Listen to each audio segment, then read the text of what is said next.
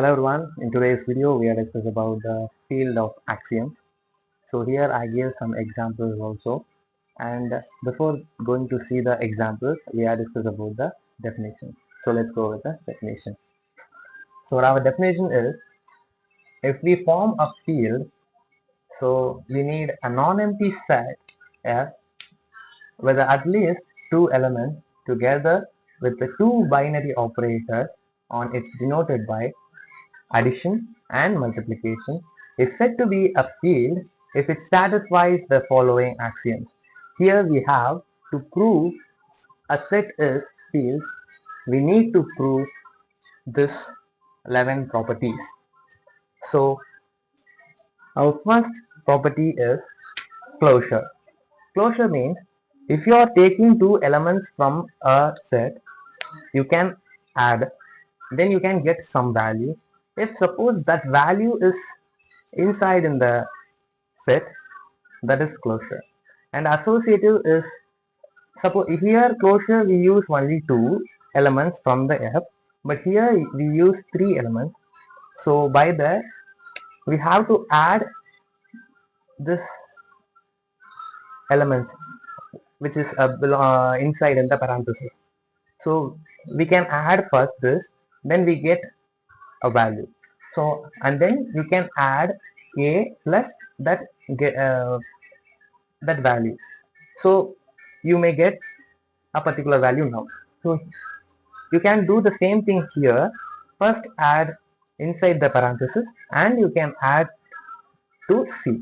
So you get the same answer in both sides, and this property named as associative. And our third property is existence of, there exists of element 0 in F such that a plus 0 is a. So here you see 0 in F. Suppose the element 0 is belongs to F. 0 is there in F. That time 0 is called the identity element of the set. Why I can say 0 is an identity element? Because if you are adding any value to some number or some element, you can get the same element which you are add before. So now I can take 2, for example I can take 2, I can add with any number or any element, I can get the same number which I add. So I can get 2. So which number I can add to get to? Absolutely 0. So 0 is a identity element for addition. So that's why it's called identity. So our next property is, for every a in F, there exists an element minus a in F such that a plus minus a is equal to 0. What it means? It means if you have a number, the inverse. So if you are in here, we are adding. So that's why if you have a positive value or a negative value, the opposite of that is minus a. So here a is a positive, so I can take minus a. So I can add these things, I get 0. So this a in minus a is called inverse of this, inverse of a. So this is our fourth property. The next property is commutative property. You can add a plus b or b plus c, you may get the same. I'm so sorry, this is a. So a plus b equals to b plus a. How it is? You can add 2 plus 3 or 3 plus 2, you may get 5 equals 5. Likewise, this commutative property is existent in the addition. So now we see the addition properties. So now we go to the multiplication property. The same thing you have to do. The same closure property, but the binary operation here is plus, but here is multiplication. So if the same thing, I can take two elements from here, a and b, then I multiply, I get an element. That element is belongs to F, then closure is satisfied. The same associative is here, and there exists this word also. You can use this symbol to mention this there exists an element 1 in F. Here 0, here 1, because identity element for multiplication is 1. So 1 in F such that I can multiply with any number, I can get the same number. Likewise here, you can add any number to 0, you get the same number which you are adding.